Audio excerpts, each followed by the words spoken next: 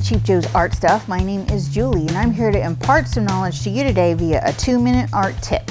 And today's tip is about something that you may have seen cycling around the artisphere on the internet on various platforms. It may be called mini journaling or micro journaling or anything like that, but basically it's sketching and journaling in a really small format.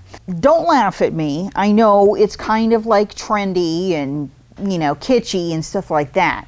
And I'm not normally the kind to buy into like kitschy, like cornball ideas.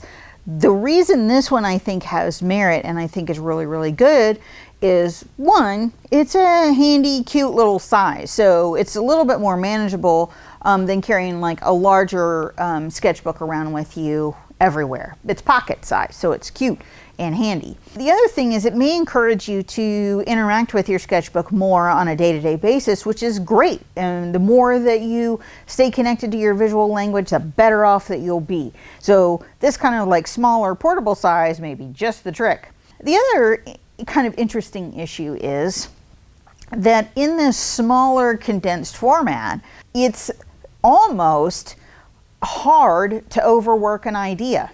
You don't have that much room to play with. So you kind of almost have to be reductive and find out what you're really trying to say and figure it out early. So you don't have a whole bunch of play space in order to add 15 different little elements in. You kind of have to hyper focus on one or two and then move it on along. So this kind of format can force you to relook at your ideas in a completely different way. Whereas larger spaces, you can have 5 or 6 things going on. This small space, you can't.